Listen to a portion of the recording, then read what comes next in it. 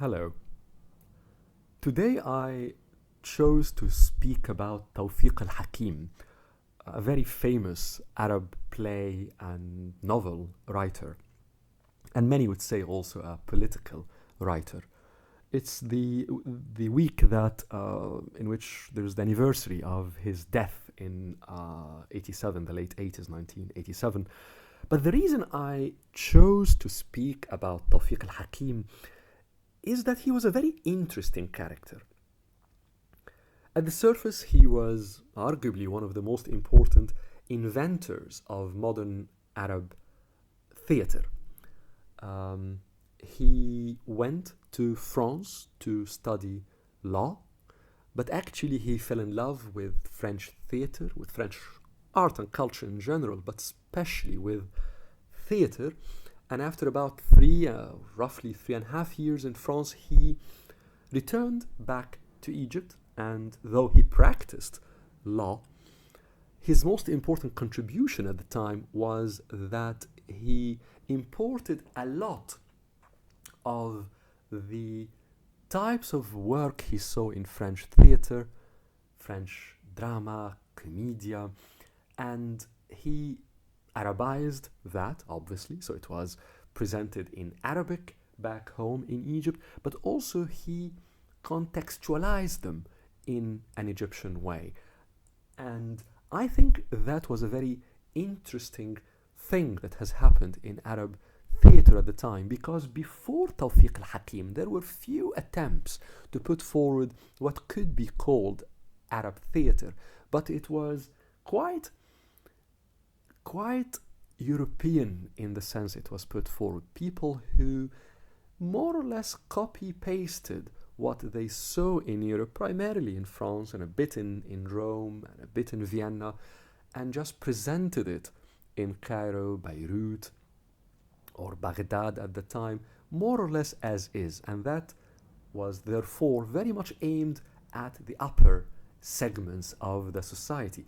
By putting the drama that Tawfiq al-Hakim saw in France in specific and Europe in general into an Arabic and especially Egyptian context, I think he managed to make Arab theatre open to the masses.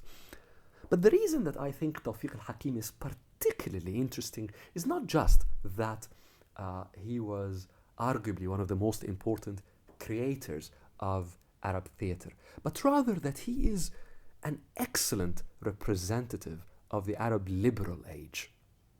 And there are many definitions of what that means.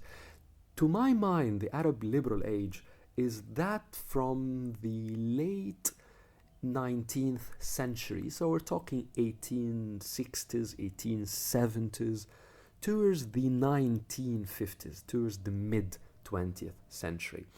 And it is a liberal age in the sense that in that period, in those 7-8 decades, the Arab world opened up to the West and especially to Europe in many ways, not just politically, though there was that a bit. There was the beginning of some sort of genuine political representation and having some multi-party political systems. But to me, the by far more interesting parts was the creation of things such as Arab theatre, the introduction of the modern Arab novel, the immense transformation, revolution even, in Arab music, the changes, colossal changes in Arab education, moving from religious education to secular education, the massive changes in gender rights, whereby women, Arab women, came out of the confines of the Arab household towards the society, towards, especially in the urban cities. Actually, many would argue in the rural areas, Arab women were always out there, but in the big societies, women started to appear and get education and started to get jobs. And within all of that, within this major social and cultural transformations, there are a number of figures in Arab culture, in Arab society, especially in the first half of the 20th century, that played very important roles in effecting this transformation. And there are many names that are usually put forward. Tawfiq Al-Hakim is one of them. But to my mind, he's much more interesting than many other names. Some of them are more illustrious names. Because unlike the other figures, Tawfiq Al-Hakim did not really try to address in his writings the elite. He did not really try to put his ideas, his novels, his plays, to be consumed by the intellectuals, the intelligentsia. He did that, but the bulk of his work, the much more successful also work, is that, and there are many, many tens of texts that were put forward to the masses, to the ordinary Arab, and especially the ordinary Egyptian, his country, in which he introduced a lot of those ideas that were coming from Europe, specifically from France, to the ordinary man and woman of the age. And one of his trademark points or trademarks of his style was how funny he was being extremely light-hearted and many times making fool of himself, extremely what's the word in English? I can't find it. When one makes fun of himself, and by making people laugh, he, I think, was able to have immense reach that many other leading figures, luminaries of the Arab liberal age, were unable to do. That reach to the masses, characterized through laugh, especially through being so light-hearted, characterized the output of Tawfiq Al-Hakim, and I think made him very accessible to wide sections of the Arab societies. And I think that made his contribution to the propagation of liberal thinking huge and very valuable. Here I wanted to draw your attention to 4 pieces by Tawfiq Al-Hakim, hoping that that might stir the interest of those who are interested in modern Arab literature, whether inside the Arab world or internationally. And the first piece I want to draw your attention to is يوميات نائب في الأرياف, the diaries of a public prosecutor in rural Egypt. I think this is a fascinating text. As I said, Tawfiq Al-Hakim studied law in France, and when he returned back to Egypt, he worked as a public prosecutor. And actually, he was posted in rural parts of the country. And in this play, he presents us with 2 themes. The first is a homicide, a crime. And the second is a love story. But the interesting part about the diaries, about Yawmiyat Naib fil Aryaf, about the diaries of a public prosecutor, is that he is not really interested in the crime. So though it is a whodunit type of text, he's not really interested in solving the mystery. And he is also not interested in telling us much about the love story that lurks and develops in the background. The key issue we have here is a man, the public prosecutor, who is more or less fresh from Paris, back home in Egypt, and who finds himself not really sitting in the luxuries of modern Cairo at the time, the 1930s, 1940s Cairo, but rather gets posted in this remote village in rural Egypt. And to my mind, the genius of the diaries, of that piece of literature, is how the Oriental man, the Arab man, the Egyptian man here, having absorbed so much of the European system, and system here means the legal system, order, authority, jurisprudence, top-down systems, how all of that finds itself in the midst of an unorganized chaos, if you'd like. A place that's so remote from modernity as this man, as that mind understood it and was absorbed into it in France, how that mind finds itself amidst the rural society, how he sees with his exposure to the West, how he sees, how he experiences the social traditions of that rural society, the norms, the value system that is ruling the interactions that he has, whether with his colleagues, but more importantly, with the people of the village. Even how he perceives the love story through the eyes of a man who spent a number of years in Paris versus those of everybody around him, and especially the woman who is the object of the infatuation, who is the product of that social system that has never had any of the exposures that he had to the West. It is the top-down westernization being thrown in the midst of that Egyptian village. The West comes to the East, and especially at a time in the 1940s in which that exposure was still new, relatively new at least, and the themes that Tawfiq Al-Hakim presents to us, maybe today some of them have been already presented in many pieces of art, but at the time they were very novel, and I think they retain, because of the genius of Tawfiq Al-Hakim, they retain freshness, even though we would read them today less than that, maybe 7 decades since they were written.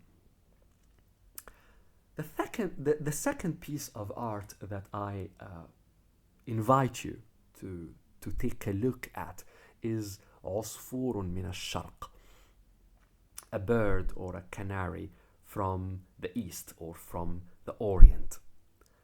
And here Tawfiq Al-Hakim takes us in the exact opposite direction. Here there's also, like in the diaries, 2 themes. The first is that of a student who comes from the Orient, from the East, from Egypt, to France to study. And another theme, also a love story that is developing in the background of that art piece.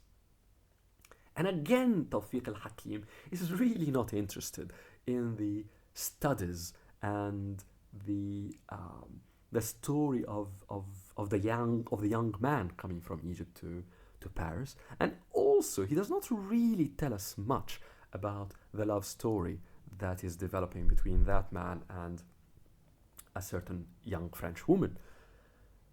What he's again interested in here is the mindset of that man coming from the Orient, coming from the East, and being exposed to France. And it is almost the opposite case of يوميات نائب في الأرياف, the opposite case of a diaries of a public prosecutor. Whereas in the first, the West comes to the remote village in the East. In the second one, it is a man whose value system we see clearly actually is very much shaped by the traditions, the very centuries old traditions of the East, of Egypt in this case, being thrown in the midst of Paris. And it is not about what he experiences. Tawfiq Al-Hakim is not really interested in events, is not really interested in a plot of any nature. It's rather how that mindset perceives Paris, perceives its own value system. And the beautiful thing about the writings of Tawfiq Al-Hakim, especially in عصفور من الشرق, a bird or a canary from the East, from the Orient, is that he never shows us confrontations. There is no tension in the world of Tawfiq Al-Hakim. There is always accommodation between the East and the West. And maybe it derives from his own name, actually. Tawfiq, one of its translations is accommodation. And I think that smooth relationship that Tawfiq Al-Hakim shows us, at least tries to put forward in front of us, between the East and the West, between the mindsets, between the value systems of the East and the West, was beautiful and promising in many ways. And I would invite you actually to read both pieces, the diaries of a public prosecutor and a canary or a bird from the East, together. Read both books together. They were actually written at two different stages of Tawfiq Al-Hakim's life. And I think the first, the journey from the West to the East, which is the diaries, and the second, the journey from the East to the West, which is a canary from the East or from the Orient, I think show us two sides of more or less the same journey that has obsessed Tawfiq Al-Hakim for many years, and I think whose connotations and whose relevance remains of immense importance to us today. And both journeys in the two books, I find them immense pleasure to undergo, to see how Tawfiq Al-Hakim takes your hand as a reader from the West to the deep East, and from the deep East to the bright lights of Paris. The third pieces of art that I invite you to look at are three texts that Tawfiq Al-Hakim wrote, and I lump them together. The first is Al-Sultan Al-Ha'ir, the confused sultan or the confused ruler. The second is Bank Al-Qalaq, the bank of worry from being worried, the bank of worry, Bank Al-Qalaq. And the third is Awdat Al-Wa'i, the return of awareness. There are some translations that put it the return of consciousness, but I think the correct translation here is the return of awareness. And in these three pieces, Sultan Al-Ha'ir, the confused sultan or ruler, Bank Al-Qalaq, the bank of worry, some would say the bank of anxiety, but I prefer the bank of worry, and Awdat Al-Wa'i, the return of awareness. There are two readings. On the surface, most people say Tawfiq Al-Hakim in these three pieces looks with criticism at the reign of the Egyptian president Gamal Abdel Nasser, who ruled from 1952-1953 up to 1970, and who is the unrivaled hero of Arab nationalism, certainly the most prominent figure in modern Arab nationalism. And I agree, there's certainly a reading of the three books as that. And that reading is interesting for anybody interested in modern Arab politics, in Arab nationalism, in Gamal Abdel Nasser's reign, which is extremely fascinating in many ways, because Tawfiq Al-Hakim was actually personally quite close to Gamal Abdel Nasser. And he's one of the very few writers who never really experienced any censorship during the reign of Gamal Abdel Nasser. And despite that, we see the development, the evolution of his thinking from some sort of massive admiration of the man and what he represented, in Gamal Abdel Nasser, to extreme criticism of Arab nationalism as Gamal Abdel Nasser represented it, and the cult of hero worship that surrounded Gamal Abdel Nasser, especially in the last few years of his reign and after his death. But I like to invoke another reading here of the three books, and that's why I lump them together. And that reading is again a man, Tawfiq Al-Hakim, who studied law in Paris, who was by many ways an Arab, Egyptian, Oriental philosopher who has or had absorbed a lot of modern Western philosophy and identified with it. And that's very important because there are other figures in the same era who absorbed a lot of Western philosophy, of Western thinking, but really detached themselves from it, put a very distinct distance between them and that thought. So they were very aware of it. They absorbed it. They understood it perfectly, I would say, but they did not identify with it. Tawfiq Al-Hakim identified with a lot of modern 20th century Western philosophy, especially in France, actually. And it is that mindset with the humanism, the liberalism that he absorbed, loved, and identified with that critiques Arab nationalism, that critiques Gamal Abdel Nasser, that dissects the experience of Gamal Abdel Nasser, and especially how the masses of Arabs saw that hero of Arab nationalism. Here, I think you find the wonderful contribution of Tawfiq Al-Hakim.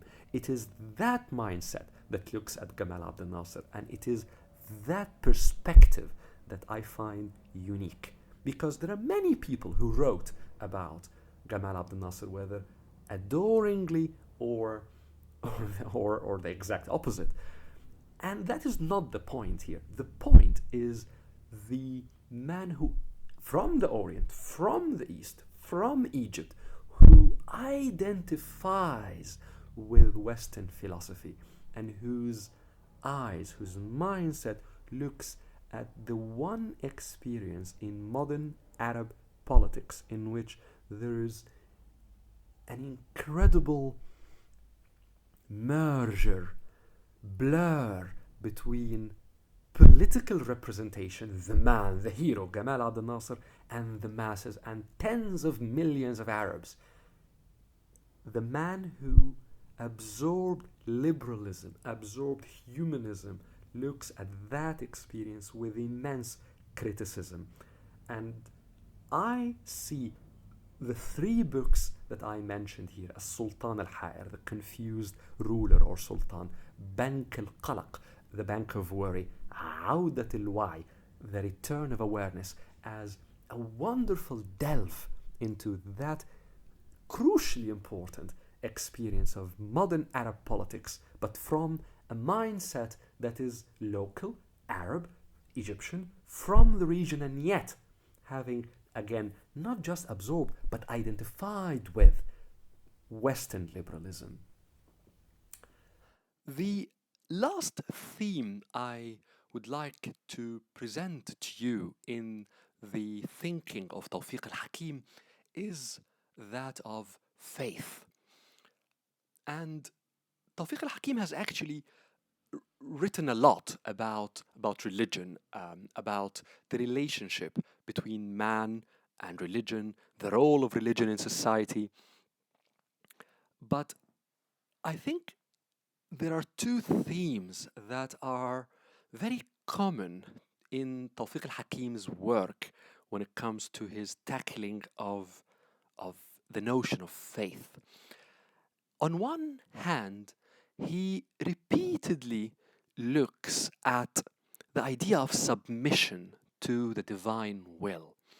And here it's not about submission as in you do good and you refrain from doing evil or wrong things. Rather, the philosophical idea of accepting that the divine will is is beyond the comprehension of the human mind.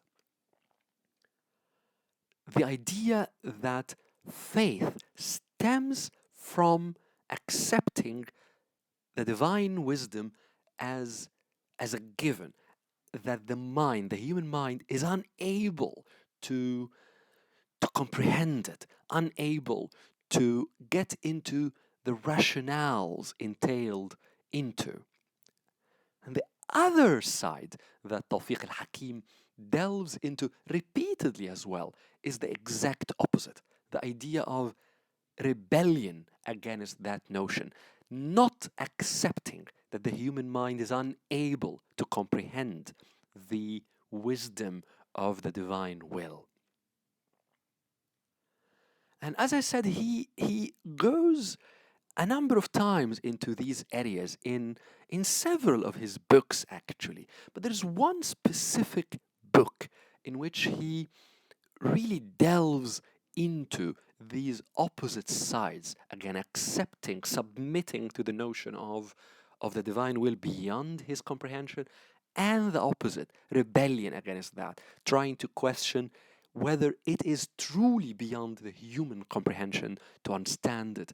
And that book is Arini Allah, Show Me God.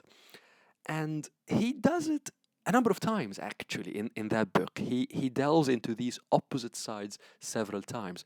But there's one specific short story here that is a clear example of how he does that. And that short story, which he calls Al-Shahid, the martyr. And in the martyr, he basically shows a shaitan, the devil, Satan, as exploring these two opposite sides in a number of encounters. And I invite you actually to read not just this story, but to read Arin Allah, to read the book Show Me God. Because the way Tawfiq Al-Hakim does his exploration here, the way he explores the two sides of how he sees faith, is not a classic theological way at all. Actually, it's probably important to note that delving into the thinking of the devil is a very common theme in Sufism, in Islamic philosophy. And it has been done repeatedly over the ages, sometimes in fascinating way, in extremely intriguing ways. But here Tawfiq al-Hakim does not do that. He does not delve in any theological discussion about submitting to the divine will and rebellion against the notion that it is beyond human comprehension. He also does not delve into these two ideas in any classic philosophical way. I think he really does it as you would expect from a playwright, from a novelist, from a man of letters, basically. He lets his ideas flow, and I think freely almost, in his exploration of that theme. I think we see a lot of perceptions that Tawfiq al-Hakim has on the two ideas I mentioned here. I think we see a lot of Tawfiq al-Hakim speaking aloud, really, about faith in the way he wanted to dissect it, in the way he wanted to explore it. And again, here we see, at least I see, the influences of the man who comes from the East, who comes from the Orient, who comes from the Arab world, from the Islamic world, who accepts in many ways, at least has absorbed in so many ways, the notions of submission to the idea that faith means submitting to the divine will as it was shown to you. And yet, we do have the influences of the West, and I think especially of France in the first half of the 20th century, a period in which France witnessed a very vivid number of very vivacious and vivid and strong philosophical currents, many of which were certainly anti the classic traditional ways of looking at the monotheistic religions.